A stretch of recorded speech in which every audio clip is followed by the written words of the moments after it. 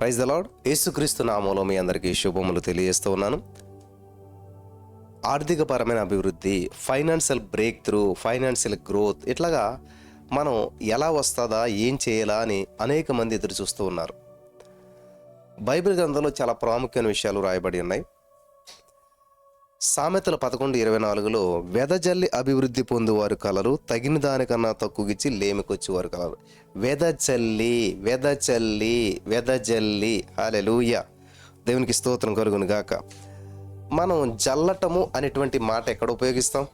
ప్రార్థన చేసి ధ్యానిద్దాం. స్తోత్రం దేవ. ఈరోజు యొక్క వాక్య వెలుగులో మమ్మల్ని నడిపించి బలపరిచి విత్తబడిచిన వాక్యం వ్యర్థం కాకుండా ప్రతి హృదయంలో నాటబడి నూరంతల పంటను మించిన కృప చూపించమని యేసు నామములో ప్రార్థించి నమ్మి పొందుకుని ఉన్నాం తండ్రి, ఆమేన్. ఇది చాలా ప్రాముఖ్యమైన సూత్రం, బైబిల్లో నుండే బయటకు వచ్చినటువంటి సూత్రం.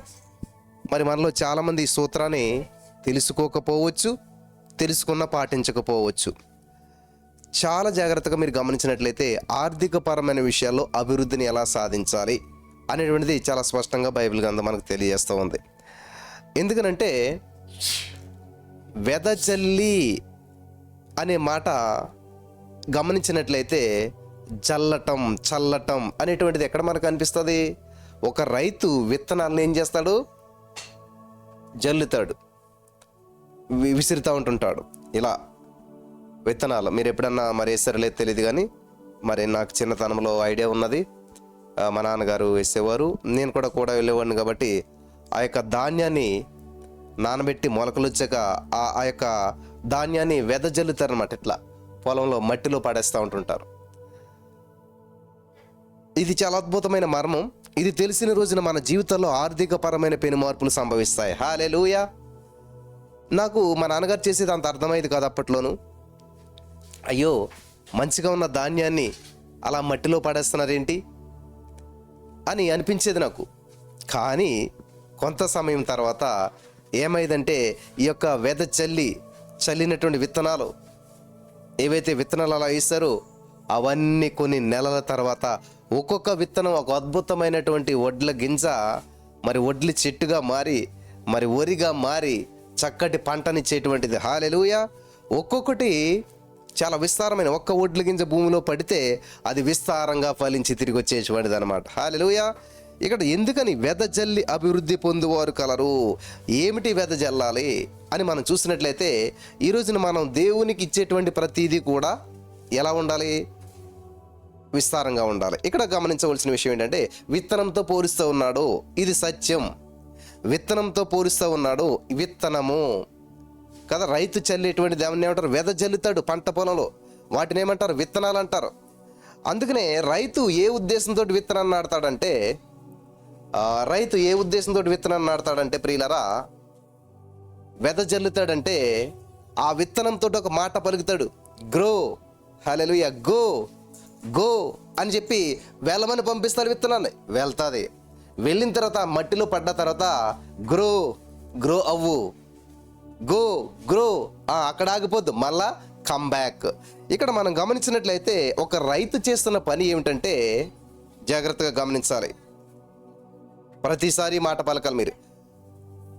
చేతిలో ఉన్న విత్తనాలని, అంటే మనకి బయటికి కనిపించకపోవచ్చు, కానీ అతని యొక్క ఉద్దేశం ఏంటంటే ఈ విత్తనాలు పట్టుకుని ఆ విత్తనాలని ఆ మట్టిలో చల్లేటప్పుడు, వెదజల్లేటప్పుడు ఏం చేస్తారో తెలుసా? ఆ విత్తనాలతో మాట్లాడతారనమాట. విత్తనాలరా, మీరు వెళ్ళండి, వెళ్ళి ఆ మట్టిలో పడి ఏం చేయాలి తెలుసా? గ్రో అవ్వాలి. ఒక్కొక్క వడ్ల గింజ, ఒక్కొక్క విత్తనం విస్తరించాలి, వేలగొందగా విస్తరించి అక్కడి నుంచి మళ్ళా తిరిగి రండి. ఆమేన్. అంటే ఈయన ఏం చేస్తున్నాడు? ఇప్పుడు వెదజల్లుతున్నాడు. ఎందుకనంటే ఒకటి వేలగా, మీలో ఒంటరైన వాడు 1000 మంది అన్నట్లుగా ఒక వడ్ల గింజ 1000 వడ్లు ఎందుగా తిరిగి వస్తానమాట. Grow come back in the name of Jesus. Hallelujah. చూసారు, ఇక్కడ మీకు స్పష్టంగా కనిపిస్తుందని చెప్పి నేను నమ్ముతూ ఉన్నాను, మీ అందరికీ కూడాను. హల్లెలూయా. చాలా అద్భుతమైనటువంటి విషయం ఇది. Grow come back. Grow come back. Okay, క్లారిటీగా కనిపిస్తుంది కదా మీకు అందరికీ కూడా? Hallelujah. Thank you Jesus. So ఇక్కడ ఇది గ్రో కమ్ బ్యాక్ అని ఎందుకని అనాలంటే, చాలామంది విత్తనాలు కానీ పంట లేదు, సమృద్ధి లేదు. విత్తనాలు విత్తారు ఏమని విత్తారంటే సైలెంట్గా విత్తేస్తారు, అలా పడేస్తారనమాట. వింటున్నారా? రోడ్డు పక్కన కూడా కొన్ని విత్తనాలు పడతాయి, మొలుస్తాయి, కానీ అటు పంట ఎవరు కోసుకుంటారో మనకు తెలియదు. ఈరోజున అలాగే చాలామంది జీవితాల్లో అనేక మంది సేవకుల కొరకు, పరిచర్య కొరకు, మీటింగ్స్ కొరకు విత్తనాలు వేస్తారు మీరు. కానీ మీరు ఏం చేశారంటే విసిరేసి వదిలేశారు. విసరటం వేరు, వెదజల్లి అభివృద్ధి పొందాలి అంటే ఏం చేయాలి తెలుసా? నువ్వు వేసినటువంటి ప్రతి విత్తనం మీద చూడండి, గూగుల్ పే, ఫోన్పేలు వచ్చాయి కాబట్టి ఇప్పుడు అంత ఆన్లైన్ ట్రాన్సాక్షన్ కాబట్టి మీరు వేసే ప్రతి కానుకని ఏమని పలకాలి తెలుసా? ఇదిగో ఇలాగా, గో గ్రో కమ్ బ్యాక్. ఇచ్చేసాను పాస్టర్ గారికి అని చెప్పి విడిచిపెట్టేసేయద్దు, ఇచ్చేసాను చర్చిలు అని చెప్పి విడిచిపెట్టేసేయద్దు. అమ్మా, ఈ సూత్రం తెలియకనే మనం ఇంతకాలం పంట కోసుకోలేదన్నమాట.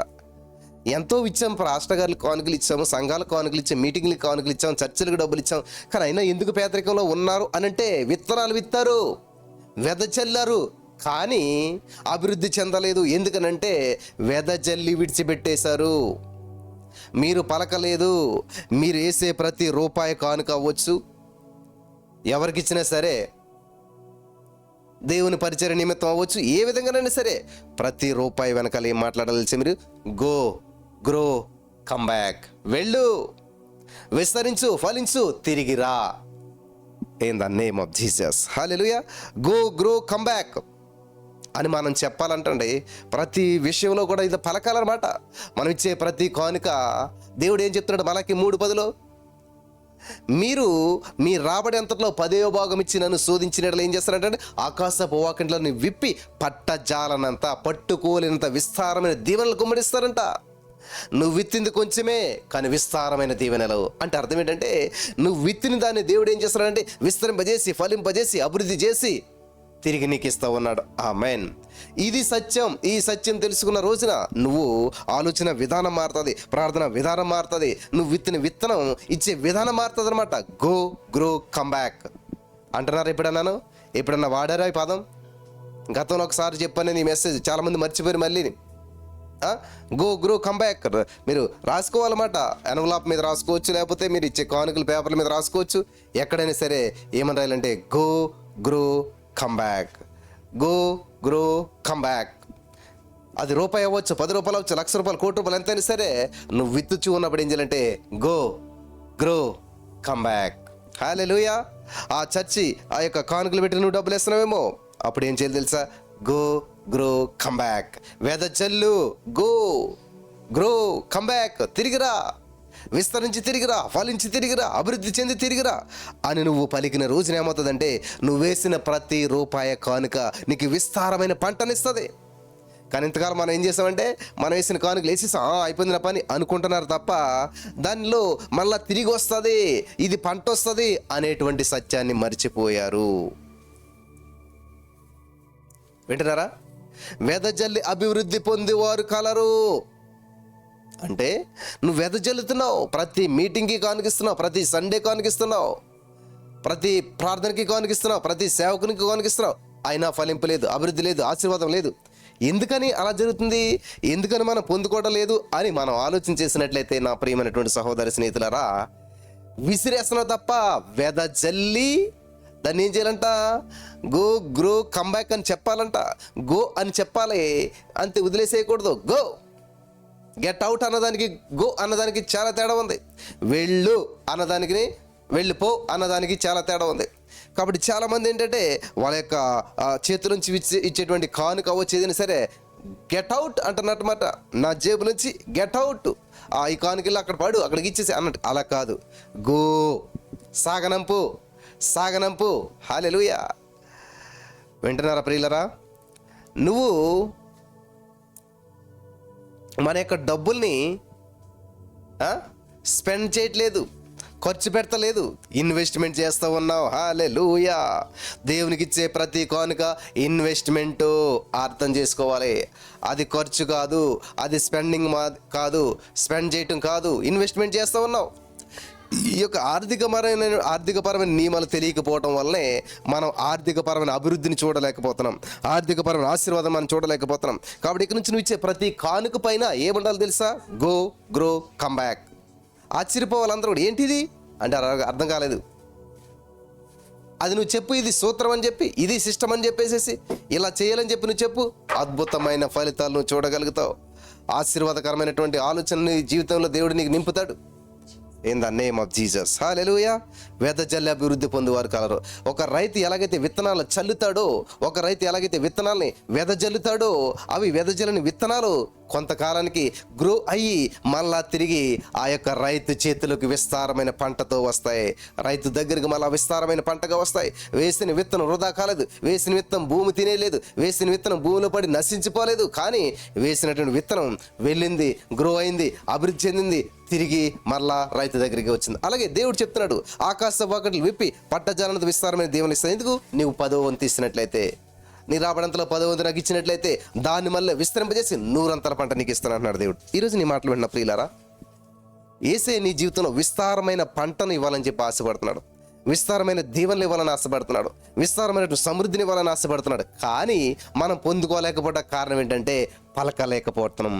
పలుకుతే కలుగుతుంది, పలికితే కలుగుతుంది. పలకాల పలకాల పలకాల పలకాల పలకాలి. ఎలా పలకాలి? పాస్టర్ గారు ప్రార్థన చేయండి, అంతే, కానుక పెట్టేస్తాం, అయిపోయింది, వచ్చేస్తాం, ఆమేన్. అది విత్తనం. నువ్వు నీ ఇంటికి ఏ సేవకులు ఇచ్చినా, లేకపోతే నువ్వు ఏ సేవకులు ప్రేమతో ఇచ్చినా, ఆన్లైన్లో ఇచ్చినా, ఆఫ్లైన్లో ఇచ్చినా, ఆదివారం ఇచ్చినా, మహాసభలో ఇచ్చినా, మరి సంపూర్ణ రాత్రి ప్రార్థన ఇచ్చి ఎప్పుడు ఇచ్చినా కానీ అది ఒక విత్తనము. In the name of Jesus. ఈ సత్యాన్ని మీరు గ్రహించాలి, అది ఒక విత్తనము. కాబట్టి ఏం చేయాలి తెలుసా?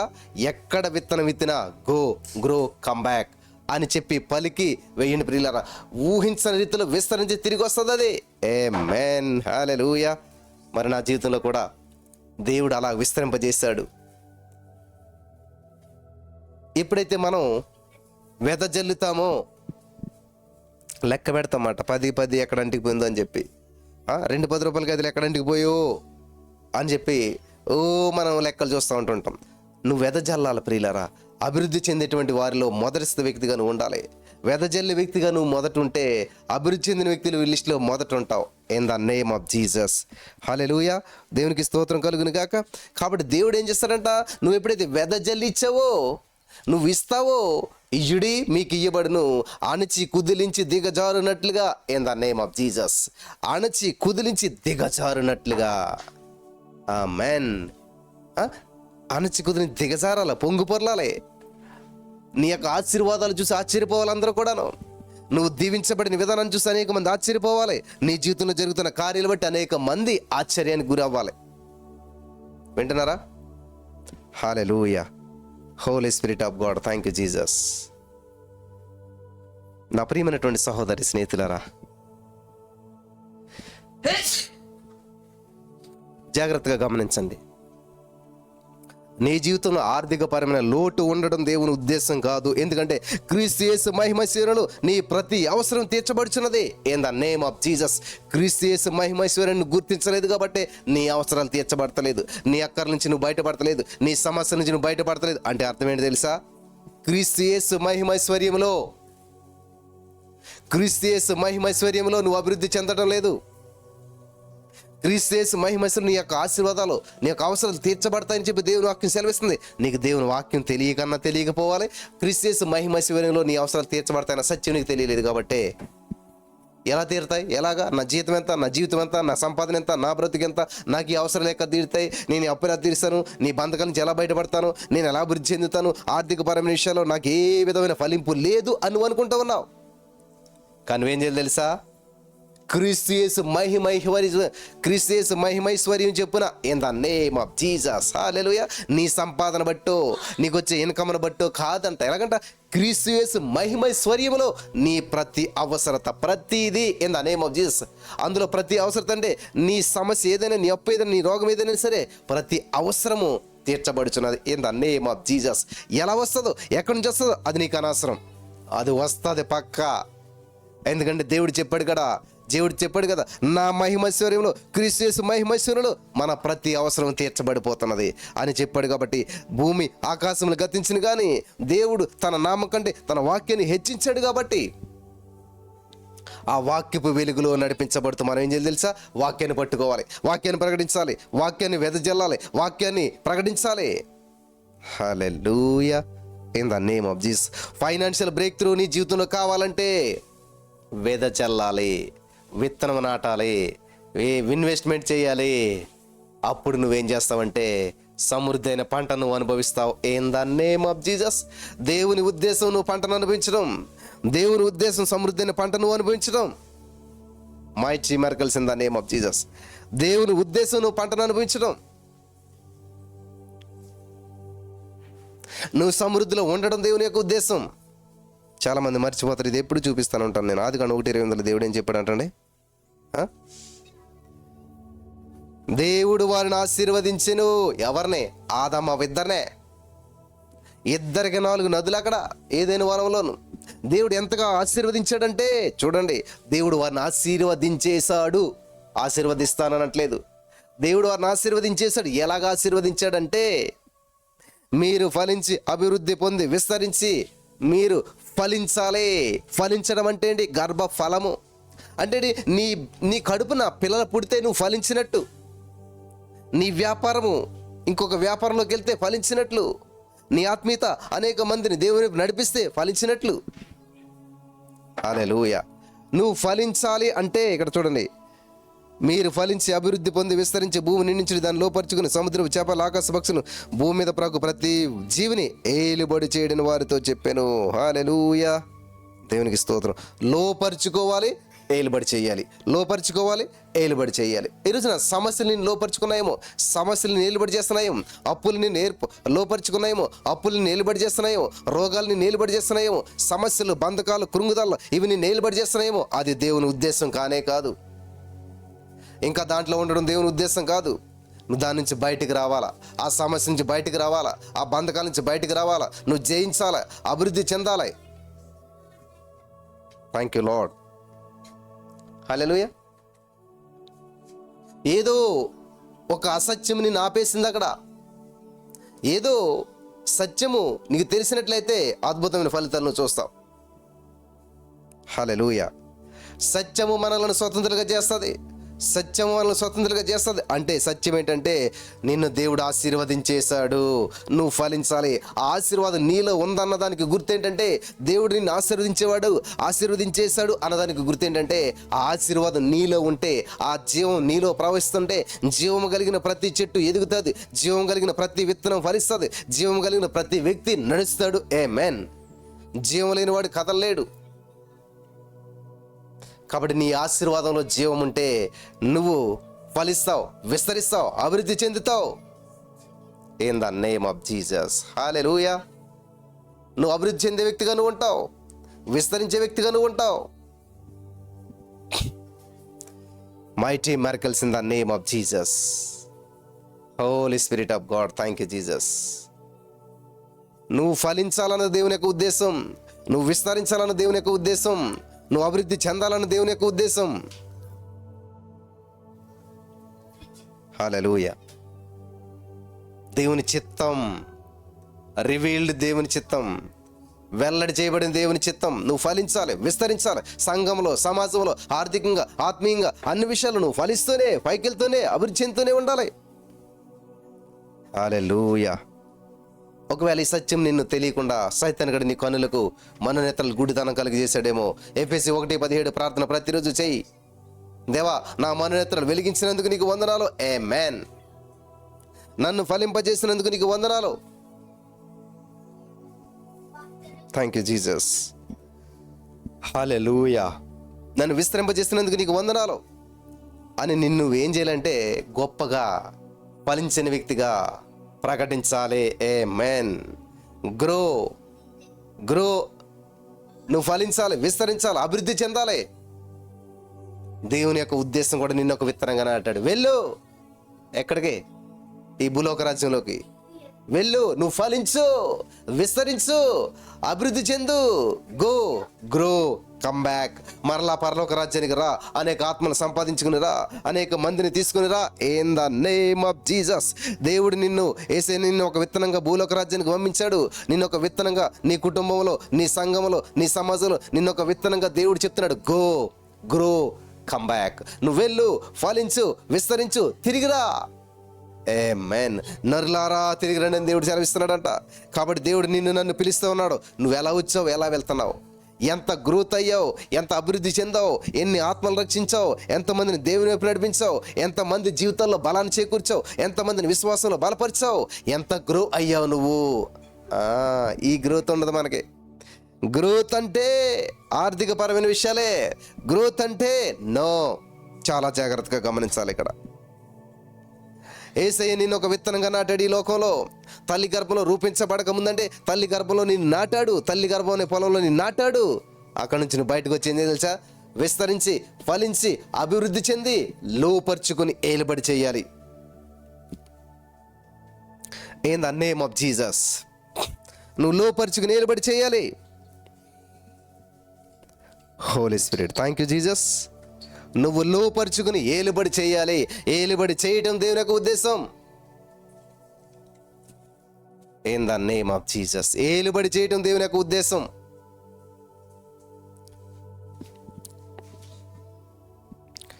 హల్లెలూయా, హల్లెలూయా, హల్లెలూయా. Mighty miracles in the name of Jesus. నా యేసయ్య గొప్ప దేవుడు, శక్తిమంతుడు. ఆయనలో ఉన్న శక్తి నువ్వు గ్రహించిన రోజున మైటీ మిరకల్స్ నువ్వు చూడగలుగుతావు. ఆయనలో ఉన్న శక్తి నువ్వు గ్రహించిన రోజున అద్భుతమైన కార్యాలు చూడగలుగుతావు. స్పెండ్ చేయు, నువ్వు ఇన్వెస్ట్మెంట్ చేస్తావు, సమయాన్ని ఇన్వెస్ట్మెంట్ చేస్తావు, నీ జీవితాన్ని ఇన్వెస్ట్మెంట్ చేస్తావు, నీ డబ్బుని ఇన్వెస్ట్మెంట్ చేస్తావు. In the name of Jesus. యేసుక్రీస్తు నామములో ఈ వాక్యం ఇచ్చిన వారు ఒక్కరు కూడా అప్పుల సమస్యలో ఉండకూడదు. ఆమేన్. In the name of Jesus. ఒక్క రూపాయి అప్పు లేనటువంటి వారి జీవితాలను వీరికిచ్చావు. నీకు వందనాలు తండ్రి. యేసు నామములో ఒక్క రూపాయి అప్పు లేకుండా జీవించే జీవితాలు వీరిచ్చావు. జీవితంలో అప్పు అనే మాట ఎత్తకూడదు, అప్పు వైపు చూడకూడదు, అప్పు వారి దరి చేరకూడదు. In the name of Jesus. హల్లెలూయా. Holy spirit of God, thank you Jesus. అప్పుల సమస్య అనేటువంటిది అస్సలు దేవుని బిడ్డలకు ఉండకూడదు. ఆమేన్. హోలీ స్పిరిట్ ఆఫ్ గాడ్, అప్పుల సమస్య అనేటువంటిది మన జీవితంలో కనిపించకూడదు. నేను అప్పులకి విడాకులు ఇచ్చి 16 సంవత్సరాలు అవుతూ ఉంది. మరలా నా జీవితంలో అప్పు చేసే అవకాశం రానివ్వలేదు నా యేసయ్య. అప్పు చేసేవానిగా నన్ను చేయలేదు నా యేసయ్య.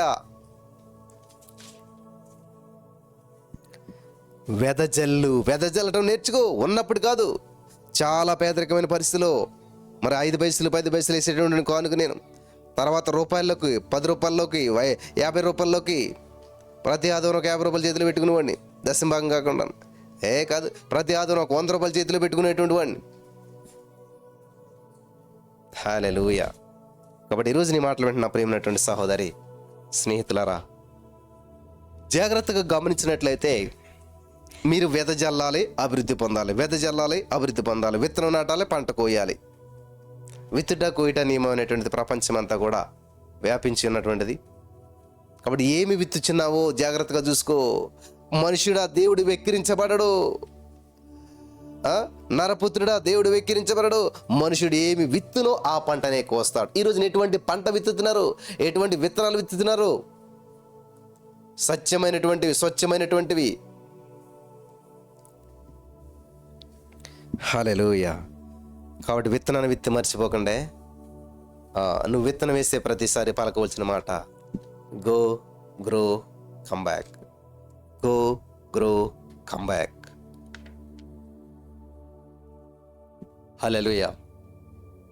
ఎంత చిన్న కానుకైనా, ఎంత పెద్ద కానుకైనా, ఏదైనా, ఎప్పుడైనా, ఎక్కడైనా, ఎలాగైనా సరే మీరు చెప్పవలసింది ఏంటంటే గో గ్రో కమ్ బ్యాక్. హల్లెలూయా. ఆ యొక్క విత్తనంతో మాట్లాడండి, ఆ యొక్క కానుకతో మాట్లాడండి.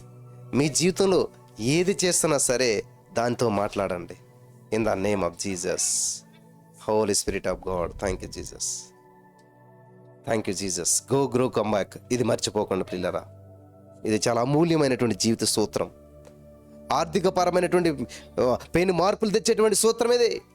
దేవుడు నిన్ను కూడా ఒక విత్తనంగా భూలోక రాజ్యానికి పంపించాడు. Go grow. ఆత్మలో వర్ధిల్లు నా ప్రియుడా, ఆత్మలో వర్ధిల్లు. అనేక ఆత్మలు రక్షించి అనేక మందిని దేవుని నడిపించు. Next grow come back. తిరిగిరా. ఎలా అంటే వెళ్ళిన వ్యక్తి వెళ్ళినట్టుగా కాదు. నీతో పాటు అనేక మంది సైన్యం ఉండాలి. నీతో పాటు అనేక మంది ఆత్మలు ఉండాలి. ఆత్మలో అభివృద్ధి చెందడం అంటే నువ్వు అభివృద్ధి చెందేటి మాత్రమే కాదు, నీవు అనేక ఆత్మలను రక్షించాలి. In the name of Jesus. అనేక ఆత్మలను సంపాదించాలి. ఇది సంపాదన. సంపాదన అంటే కేవలం అది మాత్రమే కాదు, ఆత్మలు కూడా సంపాదించాలి. ఆమేన్. అనేక ఆత్మలను సంపాదించాలి. గో గ్రో కమ్ బ్యాక్ అంటే ఏంటంటే వెదజల్లి అభివృద్ధి పొందేవారు కలరు, తగిన దానికంట తక్కువ ఇచ్చి లేముకొచ్చేవారు కలరు. కాబట్టి ఈ రోజున పరిశుద్ధాత్మ దేవుడు మీ జీవితాల్లోకి వెలిగింపునిచ్చాడని నమ్ముచున్నాను. ప్రతిరోజు వినండి. ఆర్థికపరమైన అభివృద్ధిని మీరు వినాలంటే, మీరు ఆర్థికపరమైన అభివృద్ధి మీరు పొందాలంటే దేవుని సందులో గడపవలసిందే, దేవునికి దగ్గర అవ్వాల్సిందే. దేవుడు అద్భుతాలు చేసేవాడు. అనేక మంది కలిసి చేస్తున్న ప్రార్థనలో ఒక అద్భుతమైన కార్యం నీ జీవితంలో దేవుడు చూడాలని ఆశపడుతున్నాడు. ఆల్రెడీ ప్రణాళిక సిద్ధం చేశాడు. నువ్వు వచ్చినట్లయితే ఆ ప్రణాళిక నువ్వు స్వతంత్రించుకోగలుగుతావు. ఆమేన్. హల్లెలూయా. నువ్వు వచ్చినట్లయితే ఆ ప్రణాళిక నువ్వు స్వతంత్రించుకోగలుగుతావు. నువ్వు లేచినట్లయితే, నువ్వు విత్తినట్లయితే, నువ్వు వెదజల్లినట్లయితే అభివృద్ధి పొందేవారి లిస్టులో మొట్టమొదటి నువ్వు ఉండగలుగుతావు. In the name of Jesus. హల్లెలూయా. Mighty miracles in the name of Jesus. గొప్ప కార్యాలు చేసేటువంటి వాడు నీవే, అద్భుత కార్యాలు చేసేవాడు నీవే. Thank you Jesus. సమస్త మహిమ మీరు తెచ్చుకోండి. యేసయ్యా, ఈ చిన్న సూత్రం ఫాలో అవ్వండి ప్రియులరా. మీ జీవితం ఇలా తిరగబడుతుంది. ఆర్థికపరమైన పెను మార్పులు సంభవిస్తాయి. ఏంటంటే విత్తుతున్నారు, ఎన్నో విత్తనాలు విత్తుతున్నారు, కానీ గో గ్రో కమ్ బ్యాక్ అంటలేదు. ఆ మాటని చూడండి. మీ జీవితంలో పెను మార్పులు సంభవించడానికి పరిశుద్ధాత్మ దేవుడు సహాయం చేస్తూ ఉన్నాడు. హల్లెలూయా. స్తోత్రం దేవా. సర్వోన్నతుడా, గో గ్రో కమ్ బ్యాక్ ఒక అద్భుతమైనటువంటి విషయాన్ని మాకు తెలియజేశావు. మరి అది అందరూ కూడా నా ప్రారంభించిన కృప చూపించావు. సమస్త మహిమ మీకు చెల్లిస్తూ యేసు నామములో ప్రార్థించిన మేము పొందుకుని ఉన్నాం తండ్రి. ఆమేన్. ఆమేన్. ప్రైజ్ లార్డ్ అండి. గమనించాలి, మరి ఎర్లీ మార్నింగ్ ప్రేయర్ అసలు మిస్ అవ్వద్దు ఎవరు కూడాను. చాలా శక్తివంతమైనటువంటిది. So early morning 3:30 prayer miss కావద్దు. పరిశుద్ధాత్మ దేవుడు మనకి నడిపింపునిచ్చి బలపరిచిన గాక.